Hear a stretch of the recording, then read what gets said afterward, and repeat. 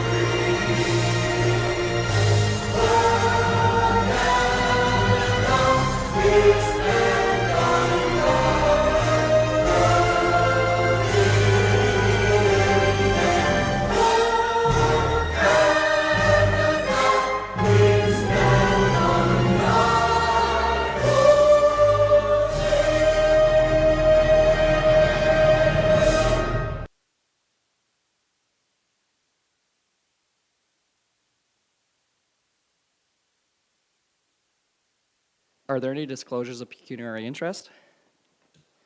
Seeing none, approval of agenda. Are there any changes to the agenda? Through you, Mr. Mayor, we do have a couple of items that have been requested to be pulled from the consent agenda for discussion. Those being items 11A, the regional waste management update, as well as item 11D, the letter from the Lancaster and District nonprofit housing. Okay, thank you. So moved by Councillor Bougie, seconded by Deputy Mayor Lang. Be it resolved that the Council of the Township of South Glengarry approve the agenda as amended. All those in favor? Carried. Approval of the minutes. Were there any errors or omissions noted? Seeing none, moved by Councillor McDonnell, seconded by Councillor Bougie. Be it resolved that the minutes of the following meetings be adopted as circulated. Special meeting minutes, July 28th, 2025. Previous meeting minutes, July 28th, 2025. And closed meeting minutes, July 28th, 2025. All those in favor? Carried. Now we'll get into our public meeting. Zoning bylaw 0825, Myers, notice of public meeting. Mrs. Haley.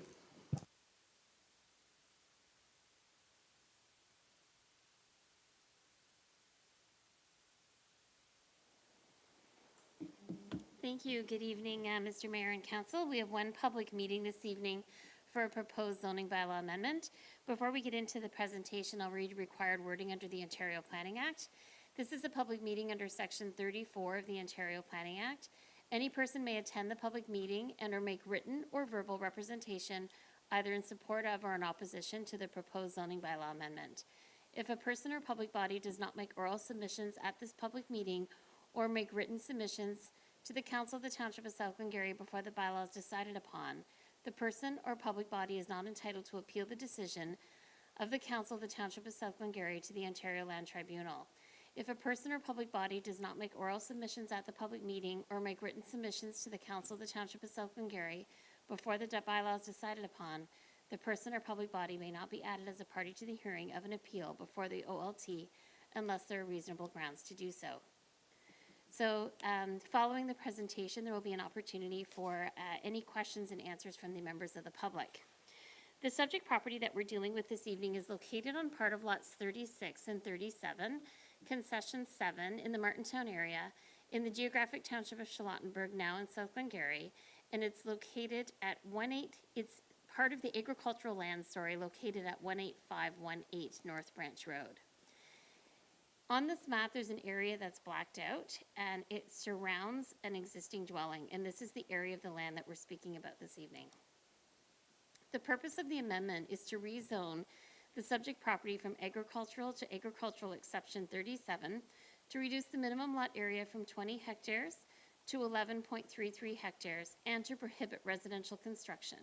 All other applicable provisions of the zoning bylaw will continue to apply. The applicant was given provisional consent, and basically what that means is severance was granted on the subject property on May 7th of 2025, and it was granted by the United Counties of SD&G as they are the approval authority. Going back to this slide, the applicant severed the existing dwelling, which resulted in this land becoming retained. And as a requirement of the provincial planning statement, we are obligated to prohibit residential construction to protect that farmland. And then in order to meet the bylaw, we need to reduce the minimum lot area. And we have a few photos of the property. It's hard to encompass all of the farmland when you're on the road looking at the property. You'll see the dwelling, though, is in the middle of the photo here. So again, we're talking about the farmland that would surround the dwelling. Just a variety of photos. A notice of public meeting was circulated to the neighboring property owners within 120 meters. A sign was erected on the retained land portion of the property, which you may have just noticed in the photos, and we also placed an advertisement in the Seaway News. To date, we've not received any letters or comments regarding the proposed amendment from any members of the public or any concerned staff or anything like that.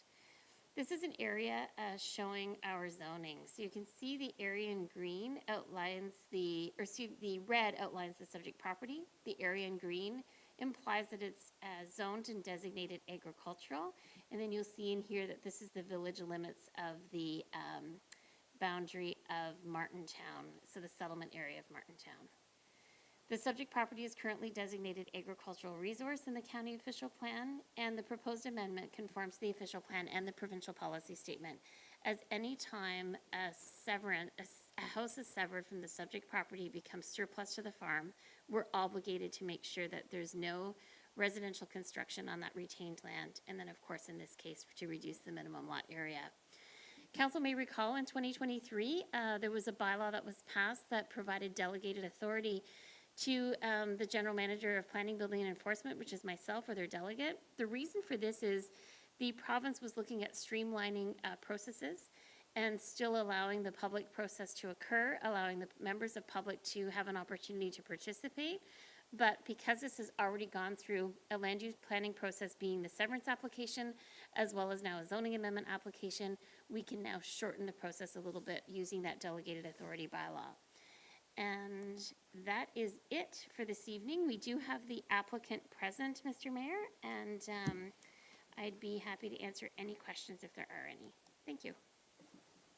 Would you like to add anything to the presentation? No, it's pretty self-explanatory. Okay, are there comments from members of council? Members of the public? Okay, so as this is a public meeting, it's just to receive input from the public. It seems there's nothing to add. I'm not missing anything, I don't believe. So then that is what you require. Joanne will be in, or Mrs. Haley will be in touch with you in the future, likely? Yes. Yes, okay, good. So that's it for this one. Thank you very much for coming down and being here for the presentation. Thank you. Same.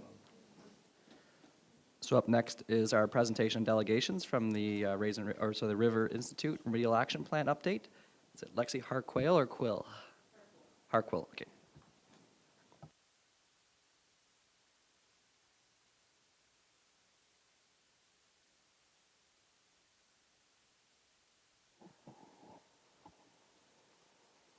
Thank you so much. Good evening, everyone. My name is Lexi Harkwell. I am a scientific communicator and biologist with the River Institute. I've been here for about 6.5 years now, and most recently working on the Remedial Action Plan project.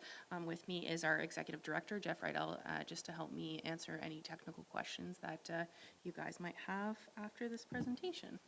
Sorry, my fonts are doing something weird. So to start off, I'm going to give you guys a little bit of an introduction to the Remedial Action Plan.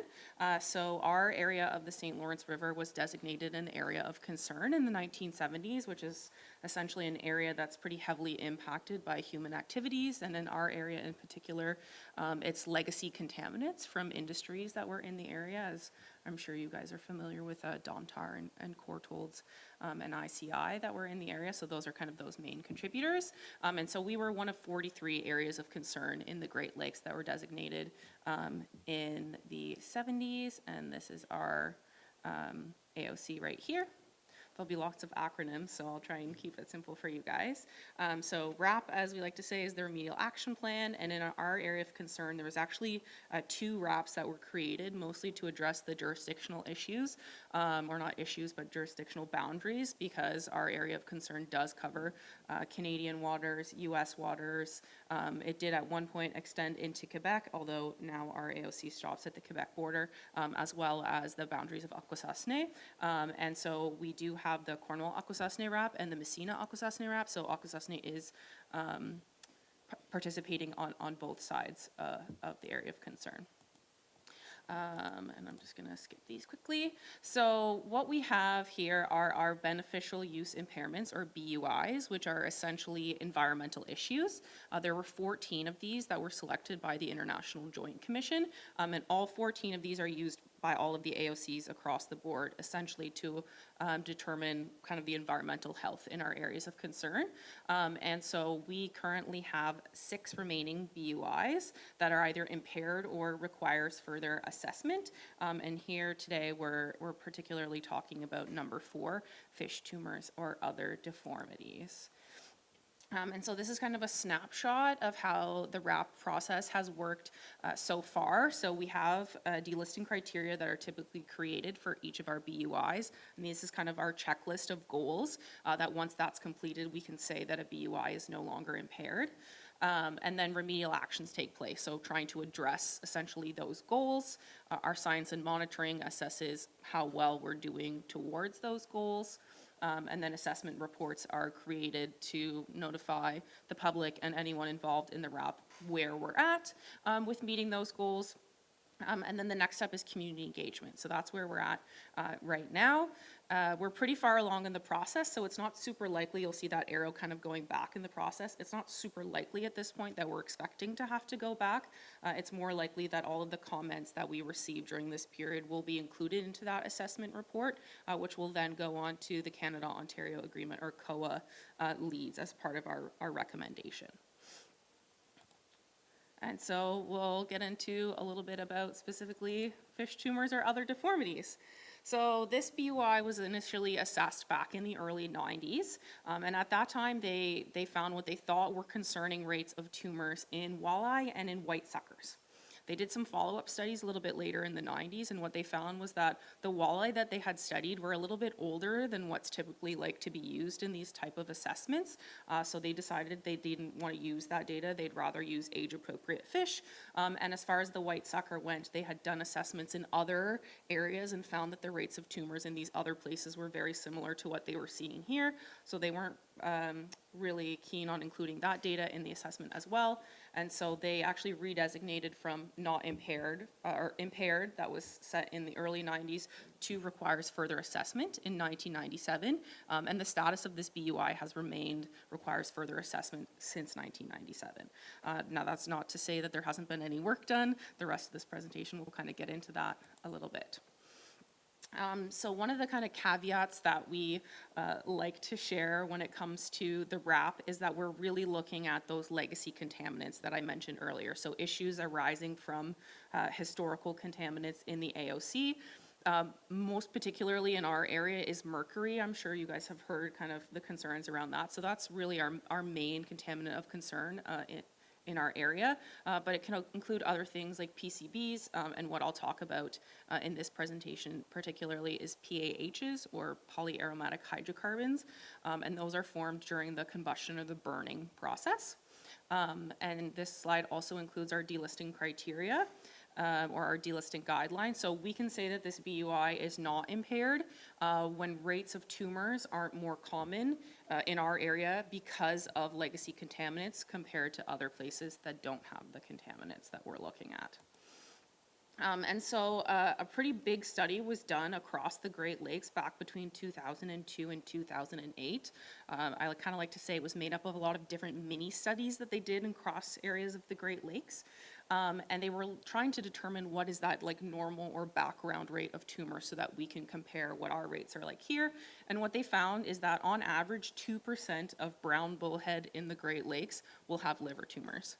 Now, I've said brown bullhead and I've said liver tumors, and those are two pretty specific things. And so the reason that we're considering those two specific things, firstly, liver tumors. Tumors in fish and in any other species really can have lots of different causes. It could be things like genetics or viruses.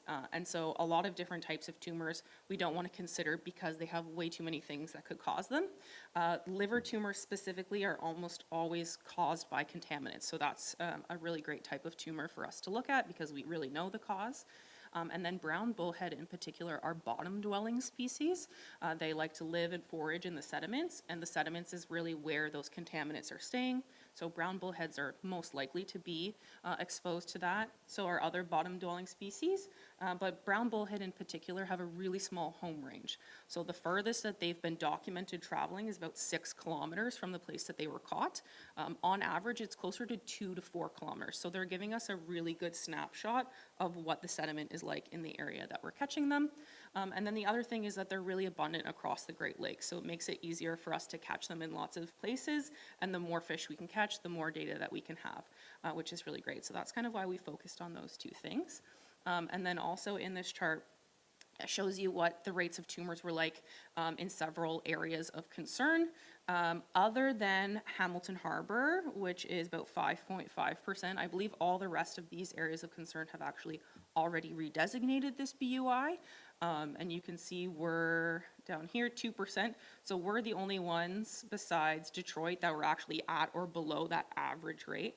A lot of the other areas were a little bit above average, but I believe they found that wasn't statistically significant. But we have 2% was what they had found in our area, which is the same as that background rate. And here are a few more details about that study. So they actually looked at 3 different areas in our area of concern.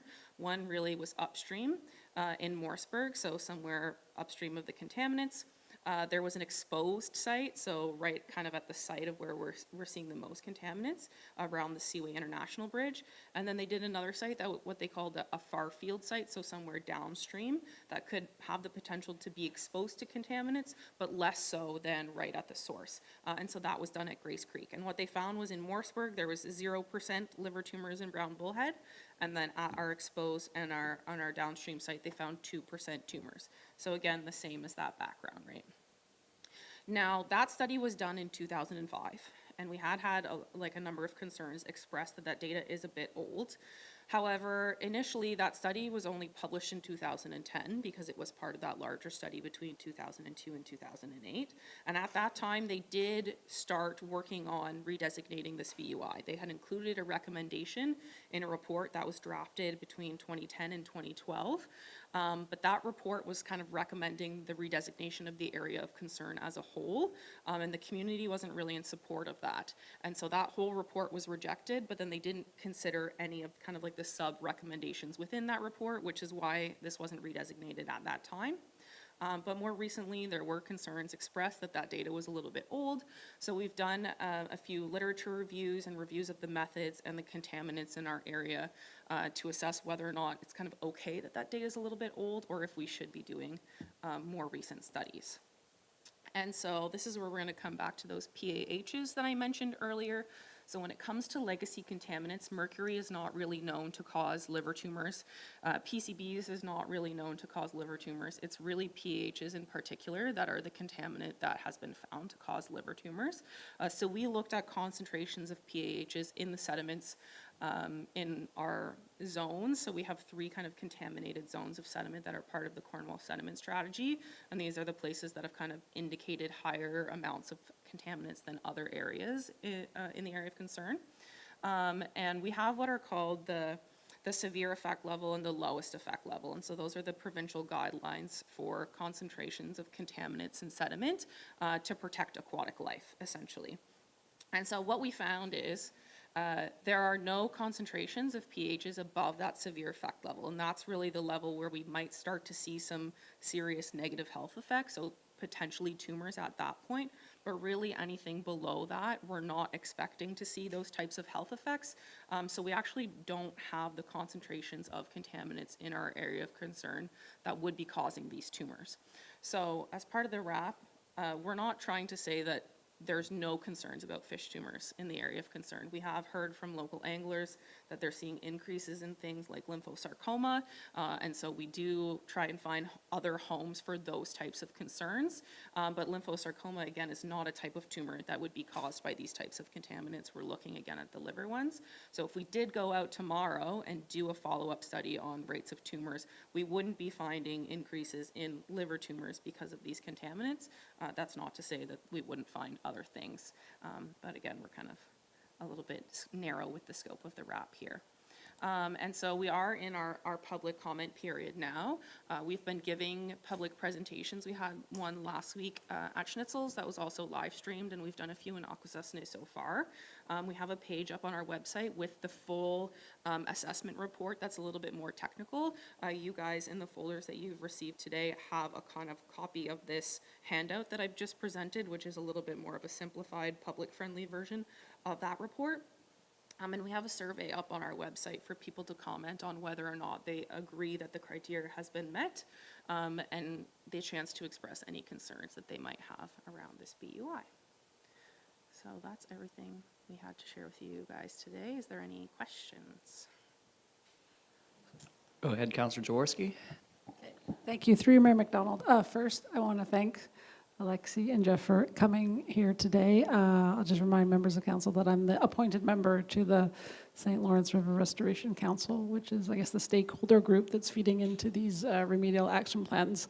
So I do appreciate you coming here and sharing the good work that you're doing with the rest of council, and also that there are, lots of positive things happening in terms of improvement from historical contamination. So thank you for doing that. And I was wondering, there are a couple of other beneficial use impairment topics that are being looked at, like the fish consumption and whatnot. I was wondering if you could just maybe give a quick overview of those other items that are sort of being worked by the group. Yeah, let me see if I can jump back to the slide where it has the rest of the BUIs. All right, so consumption, you mentioned, it is the first one, and that's one we're doing quite a bit of work on currently. We have a survey also running for the community on fish consumption specifically. So what species are people consuming, how much, how often, because the criteria for that, or one of the two criteria for that BUI is that our restrictions are, or our advisories are not more restrictive than other areas, but specifically for fish of interest. So we're trying to figure out what those fish of interest are right now. And I've got a wonderful partner, Aaron Dane, who's been working on that with me, doing that kind of assessment, which is really interesting. The other portion of that is specific to Akwesasne, so it's an increase in knowledge and or willingness to engage with traditional consumption practices for fish and wildlife. And so they've been running a lot of really wonderful workshops in Akwesasne to improve that knowledge and willingness, which has been really great to see. Populations is supposed to be our next one up on the docket for engagement. I believe they're trying to target January, February, so you might be seeing me back here in a couple of months if we progress towards that one. And that has actually quite a few criteria that I probably wouldn't be able to get to off the top of my head. But looking at things like health of bird populations and amphibian populations and that sort of thing. Eutrophication or undesirable algae, that one might be actually a little bit better for Jeff to talk about. He's more familiar, I think, with that than I am. Yeah, if I may, Mr. Mayor, just, yes, eutrophication, which is of course one that is an issue in our waters with respect to increased excess algae and phosphorus. Sometimes some of it is a variety of different sources, of course, including agricultural sources and municipal sources. So that's one we're working on, but we're getting, we're coming to a point where I think we can get a report together over the next year or so on that one. And Zooplankton's the next one. And then the last one is sort of also kind of connected to it is those microscopic zooplankton and other algae to sort of what's the status of their population. So we're getting down to those last designated issues that we're addressing. So what's good about this evening, I think, is to sort of familiarize you with that process. And hopefully what you'll be seeing then is something more familiar as we come forward in the next, I would say, year to 18 months with the individual issues, some of which I think are even probably a little bit more top of mind to South Glengarrians in terms of especially fish consumption. Everyone's concerned about, you know, how many fish can I eat? You know, can I feed my, how many, which fish are, you know, the ones that we can consume, and is it, are we any different than elsewhere in the Great Lakes? And of course, also the eutrophication issue. So those are the key ones that we're working on. And I would just point out too is, of course, that we're just here, the River Institute, but we're actually, the River Institute is now the coordinating office for the remedial action plan and the area of concern. And of course, that we have many, many partners, including the Conservation Authority, that are at the table, and we're you know, presenting on behalf of that entire group of community partners working on these issues. Thanks. Thank you. Through you, Mayor McDonald. Just one quick item I wanted to mention too, in terms of the getting, you know, community feedback and how the river is so important to South Glengarry, that I know the folks from the SLURC have been also working with Ms. Harbers to be able to get some of the information out in terms of getting people to participate in surveys. So I gather that there's been some posters and locations that where we think folks from South Glengarry frequent, so they'll be aware and being able to feed back into the surveys. I think close to a majority of the people we've had respond so far to our fish consumption survey have actually been from South Glengarry. We have a drop box at Max Marina, and the guy there has been absolutely fabulous at mentioning it to every single person who walks through the door. So I think, honestly, most of our survey responses have come from here, which has been really nice to see. What I heard is South Glengarry is the most engaged area, and I like that. All right, well, thank you very much for your presentation, unless there are any further questions of council.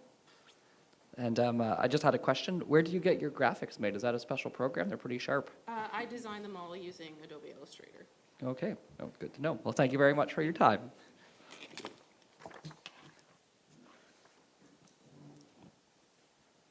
So then we will move to action request, support for FCM Growing Canada's Community Canopies Initiative. It's Ms. Harbers, moved by Deputy Mayor Lang, seconded by Councillor Bougie. Be it resolved that Staff Report 2025-85 be received, and that Council of the Township of South Glengarry acknowledges and supports the Raisin Region Conservation Authority's application to the Federation of Canadian Municipalities Growing Canada's Community Canopies Initiative in support of the municipality's tree management at township-owned parkland and properties by replenishing its tree canopy and planting 30 mature trees as part of the 2026 budget. And furthermore, that the council recognizes that the lifetime contribution from this initiative will not exceed $10 million for tree planting with our municipality, inclusive of a maximum contribution of $1 million for infrastructure activity costs, and that if approved, this project will be counted towards that limit. Ms. Harbers. Good evening. Thank you, and through you, Mr. Mayor. Apologies for the long council resolution there. It was just provided as part of a requirement for the funding that the RRCA gave us. So yeah, we were excited to be approached by the RRCA to partner on a funding application to assist with our tree management. As mentioned in the report, we have continued to remove trees that were affected by invasive species, and like emerald ash borer. We do continue to allocate funds for tree management, and although it can be a bit unpredictable with weather events, to be able to anticipate the amount of removals required each year, but from a maintenance standpoint, we have been able to tackle a lot of our areas that require larger quantities of removals. For example, the larger removals at the tennis court at Glenmulter Park. If you've been there recently, you would have seen that those are now removed. Of course, we'll continue to have trees that require maintenance and removal, but next year our focus was going to be on stump removals and replanting. So as part of this application, we're recommending 30 mature trees that are about 15 to 20 feet in height. And if successful, we would plant 30 mature trees, and it would cost the municipality half of that amount, which would be $15,000, and that would go through our tree management budget. And the RRCA will be assisting us with a site plan to incorporate into the application, but we anticipate planting trees at Glenwalter Park, Ken Barton, Martintown, Smithfield, MP Poirier, and Summerstown Estates as we're working to develop that park location as well. The RRCA did reach out to neighboring municipalities, so it'll be a joint application. So we're hoping to get possibly a discount on a large quantity of ordering of trees, which would be great. And so, as mentioned earlier, the funding application requires a resolution in order to submit the application. And it will be submitted early September, and we should find out within 4 to 5 months. So we're hoping either at the end of this year or early next year, so that we can prepare for spring. So, thank you. All right. Are there any questions or comments? Councillor Jaworski? Thank you, through you, Mayor McDonald. Thanks very much, first, Ms. Harbers, for bringing this forward. I have to admit, like, when I first saw this, my initial reaction was like, well, that's a significant amount of money to be, using in this way. But then, so I guess as I thought about it, especially with the heat wave that we've had when we were at at the fairgrounds, where was everybody congregating, was either under tents or beside the trees where it was much cooler. So if I think about trying to have infrastructure in our parks that makes things more comfortable, probably in a lot of ways, this is like the most cost-effective way versus building shade structures and whatnot. So in the end, and especially with the cost, the grant that comes with it, I think I'm glad to see that we're using it this way to make our recreation, the infrastructure we have, to be able to be even more enjoyable. So thanks for that. Any further questions? Deputy Mayor Lang? Thank you, Mr. Mayor, and through you. Just on the pricing of $30,000, so $1,000 a tree, is that a set in stone price that's going to be for sure, or is there a chance, is it a high end that is likely the most? Just wondering, and is that price still good next spring? Just how they came to that number. That's just an estimate based off of other municipalities that have purchased trees from a local business of that size. So that is the higher end of it. And depending on funding, we could always, if the trees do increase in cost, we could always go for, a 12-foot, 12 to 15, as opposed to 15 to 20 feet, depending on the cost. But yeah, that's the price estimate that we got as of right now, based on trees that were purchased this year. Thank you. I was kind of hoping that that was the high end, it would be likely be less, but but I imagine they need a tree spade and so forth to put these in and this sort of thing. So, thank you. All right. All those in favor?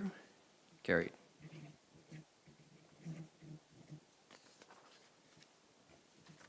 Moving to item 8B, award RFP 2025-14 Engineering Construction Administrative Services. Moved by Councillor McDonnell, seconded by Councillor Jaworski.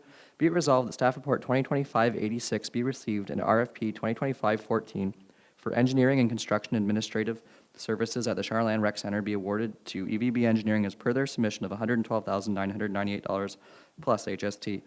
That any costs incurred in 2025 will be funded by the Recreation Building Reserve, and furthermore, that the mayor and clerk be authorized to sign all applicable documents. Ms. Harbers. Thank you, and through you, Mr. Mayor. So in this report, I did provide some background information on the project as a whole, just because I know we've talked about this project a little bit over the last 10 months in preparing the application, the funding application, and once we were successful. But I know that there have been some questions about the project, and I just hope that this addresses those questions. So this evening, we're looking to award the first phase of this project, which is for the Engineering and Construction Administration. We wanted to get this RFP out as soon as possible once the project was announced, so we can aim to award the construction portion of the project before the end of this year or latest early January. I have included a timeline within the report, which will include the tender for construction being issued in November, awarding in December, hopefully, with the work being completed next summer during the off-ice season. So after a thorough review of the RFP submissions by GM McDonald and myself, we are recommending to award the project to EVB Engineering for $112,000 We do feel confident that their team has the skills and knowledge to complete this work that's included in the RFP. Thank you.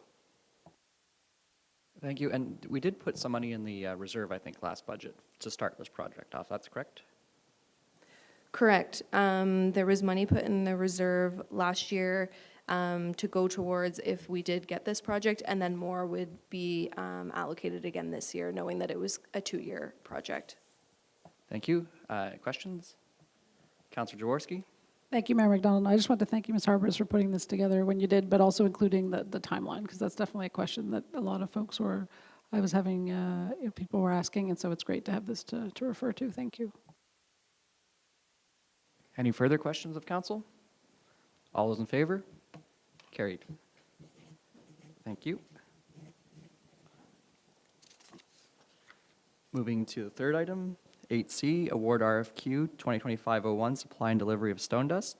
Mr. McIntosh, moved by Councillor Bougie, seconded by Councillor McDonnell. Be it resolved that Staff Report 2025-87 be received and that the Council of the Township of South Glengarry award RFQ 2025-01 for the supply of stone dust to Cornwall Gravel Limited in accordance with their submission with a unit price of $14.65 per ton, excluding HST, for 1,000 tons of stone dust. And furthermore, that General Manager of Infrastructure Services be authorized to sign all appropriate documents. Mr. McIntosh. Thank you, and through you, Mr. Mayor. So this is just our annual stone dust tender for supply for winter operations. It's fairly simple and straightforward. Yeah, we had 3 bidders. Prices seem to be this year were a little better than last, which is always nice to see. All the stone dust is being delivered to Airport Road facility. And yeah, any questions? And just for the audience out there who may not read but watch, it's $14.65 is the unit price, and it was $14.98 and $15.98 the past 2 years. Only question I'd have is, whenever it's low like this, would it be beneficial to purchase more if the will of council had wanted it? That's a good question. Through you, Mr. Mayor, it would be, but we also don't have room in our facilities currently. So our North Lancaster shop is more than half full, and Airport Road as well is more than half full. So we just don't have the capacity. Councillor McDonnell? Through you, Mr. Mayor, I was also going to highlight the decrease in price from, we're back down below 2023 prices, so that's good to see. With the exception of one of the applicants, it was fairly competitive, so good to see. As far as the extra, I was wondering as well, but I also thought too for the mixing, whenever it does come in, it's easier to do as it's being trucked in and put through the blender. It's not just a supply of it. We have to mix it with another product and then store it. So hopefully the prices continue to go this way and we see better prices in the future. Thank you. All right, all those in favor? Carried. Moving to bylaws. Lumley Vacant Land Condominium Agreement and Final Approval. Mrs. Haley, moved by Deputy Mayor Lang, seconded by Councillor McDonnell.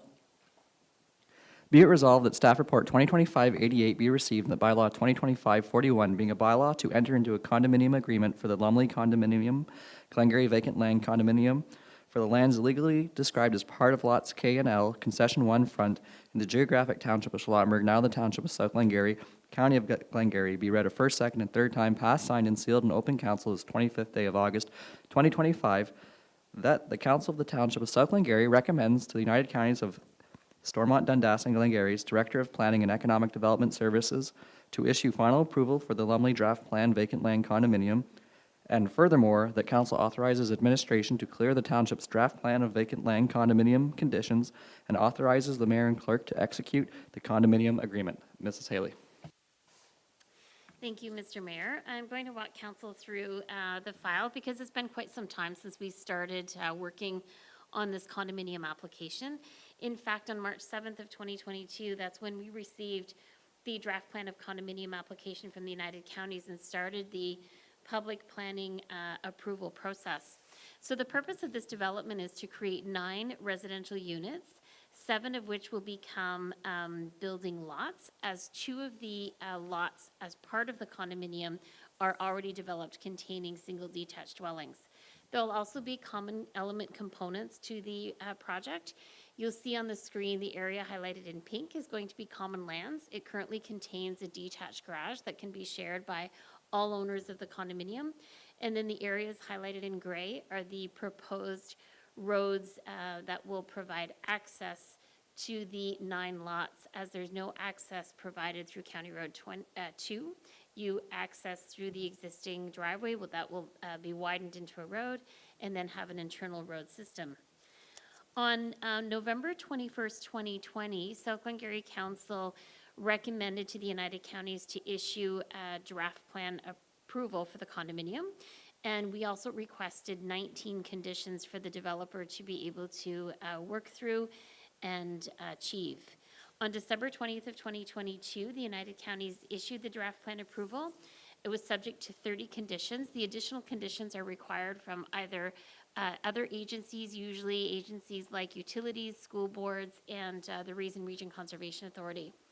So the developer retained EVB Engineering to design the vacant land condominium and to work through all of the 30 conditions. That work has been completed. The engineering designs and studies have been submitted to South Glengarry and the counties. It's been reviewed by staff as well as our engineering firm, Ainley Engineering, which we have on retainer. We then prepared the condominium agreement that's before you, and that agreement's been reviewed by solicitors and the developer, and they're willing to enter into it. The condominium agreement contains standard clauses that you would normally find in an agreement. There's certainly nothing unusual in the agreement. And in fact, this agreement is different for council to see because it's our first vacant land condominium agreement in South Glengarry. We've had other types of condominiums, but not vacant land. And it's maybe not as detailed of an agreement as what you're used to seeing because there's less infrastructure required in this development in comparison to what you'd see for some subdivisions where a lot of new roads are being constructed, infrastructure is being installed underground, et cetera. If council accepts the report this evening and approves the agreement, we will then continue working with the developer in the United Counties, and the United Counties will then issue final approval when we have all of their information, and that will allow us then to register the condominium agreement, and the property owners can then move forward in obtaining building permits when they are ready. That basically summarizes the report, Mr. Mayor. If you have any questions, please let me know. Are there any questions of council? Councillor Jaworski? Thank you, through Mayor McDonald. Thank you, Ms. Haley. I just wanted, if you could elaborate on the comment in your staff report about that maybe minor changes might be required. Just if you could give more context on that, please. Sure, thank you for your question, Councillor Jaworski. Through you, Mr. Mayor, I added that clause in for a couple of reasons. I felt like I rushed putting the agreement on the agenda, but I did make a commitment to the Lumley family to have it on the agenda for this evening. And so what happens that from time to time between now and the final approval, we could have some minor formatting changes. There could be some inconsistencies corrected or spelling corrected, things like that. And we'll continue working with their lawyer, because if anything does happen to arise once the final condominium plan is established with the surveyors and the lawyer is then preparing the required documentation to establish the Glengarry Condominium Corporation, we might have to do minor changes. We have, and our clerk will correct me if I'm wrong, in our procedural bylaw, I believe we're able to make minor changes like that doesn't change the intent of the agreement. So I purposely noted in this paragraph that if anything were to change that resulted in a different component of the agreement that would maybe impact the corporation of South Glengarry, we would certainly be required to bring that back to council. But in the meantime, we need to get to this step to be able to clear the conditions with the United Counties so that will allow them to move forward with finalizing it, because there's still several weeks of work between now and the end stage. So I know it might not be 100% perfect, but hopefully it's 98% there, and we'll finalize any of those details between now and the end. Thank you. All right. Seeing that there are no other questions, all those in favor? Carried.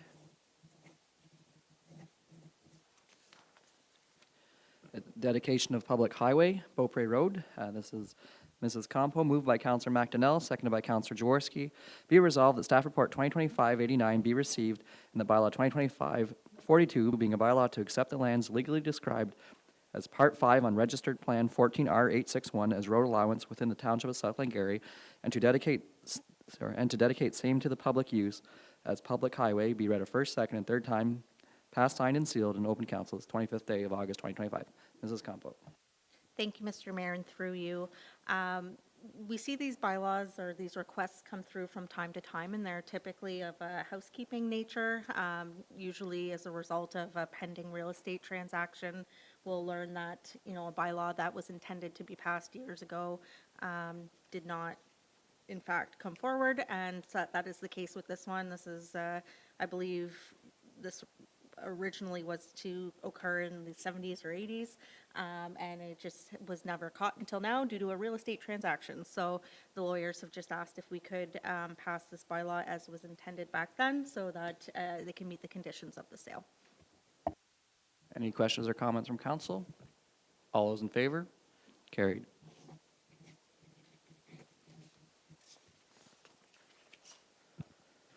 Moving to consent agenda, item 11A and 11D, I believe were pulled by Councillor Jaworski. If you'd like to speak to them specifically. Thank you, through you, Mayor McDonald. I pulled the first one, 11A, the Regional Waste Management Update, mostly because staff, is referring to the work that they're doing, with the larger stakeholder group with regards to, commenting on how the blue box, there was a comment period open for the blue box regulation, and that we've provided some, submissions on that. However, one thing I wanted to, raise today was, so we were recently at AMO, the Association of Municipalities of Ontario conference, and during the Ministers' Forum, there was a question with regards to, extending, the recycling pickup to institutional and commercial entities, beyond the residential. And the minister at the time, in his response, spoke to, the desire of the province to keep the costs contained for the producers of the recycling material. And, certainly I'm sure that is a genuine concern. But I guess I wanted to raise here that, also it's the cost containment for our small businesses and, institutions where, there is costs for them as well in terms of trying to do their part for recycling. So I would suggest to the province that, they keep keep an open mind with respect to extending recycling to commercial as well. Yeah, no, they were very clear with that comment at AMO. Any other comments on that particular one? And now to Lancaster and District Nonprofit Housing supporting adopting of affordable housing property tax subclass. Thank you. Through you, Mayor McDonald. Yeah, so this is, like you mentioned, the letter from the Lancaster and District Nonprofit Housing, who are referring to the fact that there's a new tax subclass that's been introduced by the Ontario government for affordable rental housing.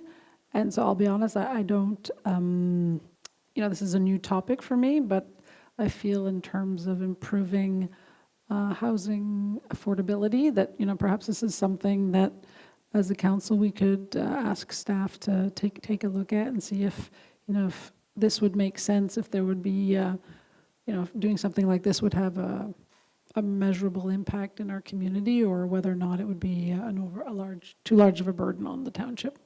So I'd be interested to see if anyone else from council might be interested in that. I did see our treasurer's hand go up. I think tax classes might be at the county level. I don't know if that's what you're going to say. Yes, through you, Mr. Mayor. So this would be something that should be raised at the upper tier council table, as they would have to adopt the bylaw in order for us to have it as well. And I saw Deputy Mayor Lang, also Warden Lang, also raised his hand. Thank you, Mr. Mayor, and through you. The issue is possibly going to be that it needs to be passed by September 30th, 2025, according to what we've been given here tonight. So maybe I'll raise it with the counties and just see where we're at. But it didn't come to us. It wasn't in our consent agenda for the counties. We had a meeting this morning. So the next meeting isn't. There's only one more before the end of September. So we'll have to see what can be done, if something can be done, and if there's the will to do it. But I personally would support Councillor Jaworski in seeing what could be done. I think it would be maybe a good step in the right direction. Maybe then just forward that particular request to the counties through our administration, perhaps their CEO and treasurer, CC the warden.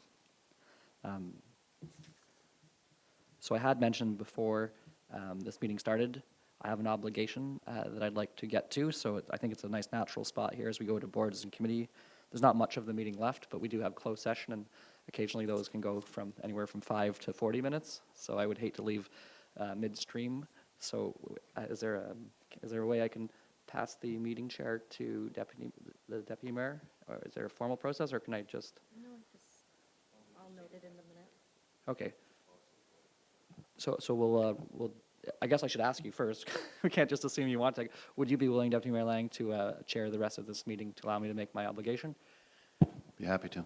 Okay, well, thank you. We'll take a 5-minute break. We'll just pause the recording, and we'll get back to the meeting, and we'll just finish up then.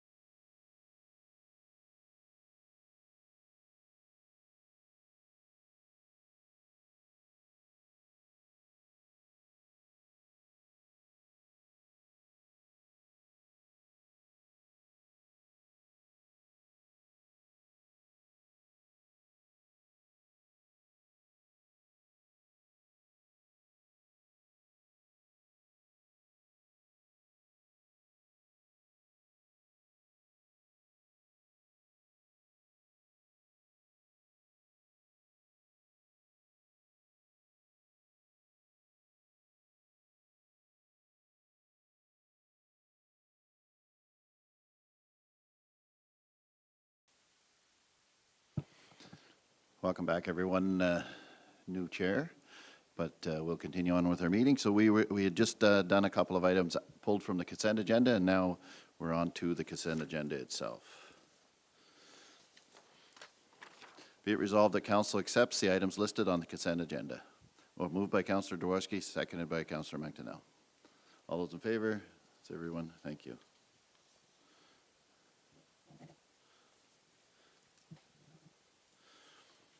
We're on boards and committee updates. The first one is ST&G Counties Council.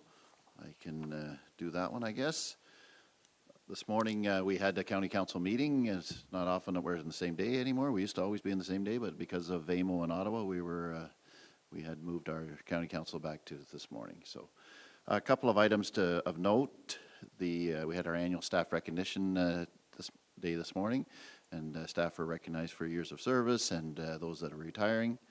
And then after the meeting, there was a light lunch provided in the courtyard at the county's building.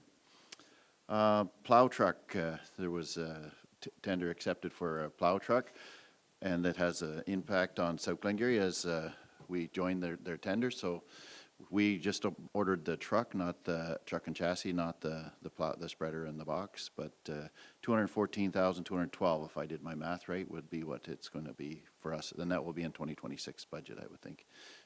We're not expecting delivery till late summer next year. And just an update on, we had talked a little bit last time about remuneration to county council, and the fact that maybe we were the lowest in all of Eastern Ontario, right from Cobourg this way pretty much. There might have been one more lower, I don't remember for sure, but anyway, so it was brought back this morning just to see where the council was, and so they gave direction to staff to come back with possibly the warden's salary going from 41,900 up to 52,500, and councillors at the county level going from 15,600 to 22,000, which would be right in the average. They basically just took everybody and took the average, and that would be the average of the Eastern Ontario counties, with a couple of them taken out that didn't have per diems and this sort of thing. Their salary was a little higher because there was no per diems, like Prescott Russell. So that's likely going to come back, I would assume, at the next meeting for a possible, if it does get passed, possible implementation in 2026 for that budget year. And I think that was, oh, one big thing. They elected my replacement this morning. So the warden for next year will be Frank Laundrie from North Stormont. Looking forward to working with Frank for the next couple of months or so till I wind down in I think it's early December. I think I'm finished. I don't know the exact date, but no, it's going to be good. So it seems like it's gone by quick. It just seems like a few months ago I was elected as warden. So anyway, that's it for me, for county council. Do you want me to go through these one by one, or is there anybody that had a meeting that is on that list that needs to do a report on it? Councillor Dworsky. I figured I'd just quickly put in a plug for the fact I was going to say that it's the archives, but it's not. It's the archives. Alan McDonald, who's our curator at the archives, is helping put on again Glengarry Rambles bus tours that are a joint initiative of the Glengarry Northwestern Loyalist Museum and the Pioneer Museum. So this time it's the hidden histories of Highway 34. And that's September 20th and 21st, or October 4th or 5th. So these are very, very popular. They sell out very, very quickly. So if folks are interested, they best call the Northwestern Museum ASAP to reserve their tickets. I saw today that I think the 4th is sold out maybe, but there are the rest have been sold out as far as, but there are some tickets at the museum that were not in the online part or whatever. So there's not very many left. Was there anybody else that had an update, any councils or boards? All right, thank you. So I guess we're on to closed session. So be it resolved that, moved by Deputy Mayor, I better take myself off maybe, and I'll say moved by Councillor Dworsky, seconded by Councillor Bougee. Be it resolved that council convene to close session at 7:29 p.m. to discuss the following items under Section 239 of the Municipal Act 2001. A meeting or part of a meeting may be closed to the public if the subject matter being considered is a proposed or pending acquisition or disposition of land, specifically potential disposition of land. All those in favor? It's carried.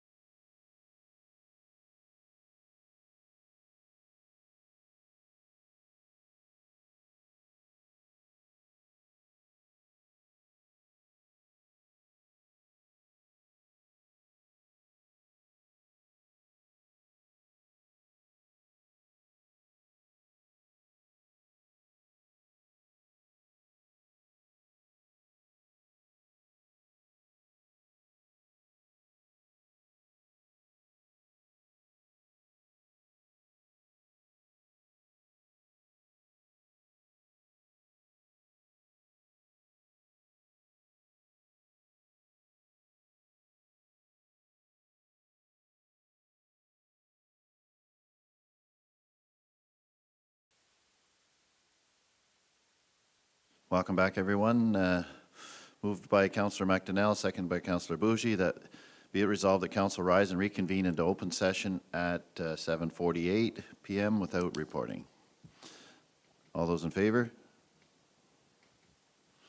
I wasn't looking quick enough. I was trying to jot. It's carried. Not used to having to write stuff as we're doing it. County Council, the clerk looks after all that for me.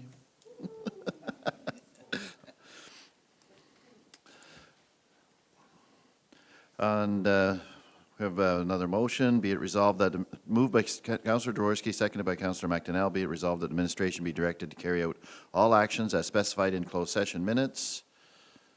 All those in favor? It's carried. We're getting there. Confirming bylaw. Moved by Councillor Jaworski, seconded by Councillor Bougie. Be it resolved that bylaw 2025-43, being a bylaw to adopt, confirm, ratify matters dealt with by resolution, be read a first, second, and third time, passed, signed, and sealed in open council this 25th day of August, 2025. All those in favor? It's carried.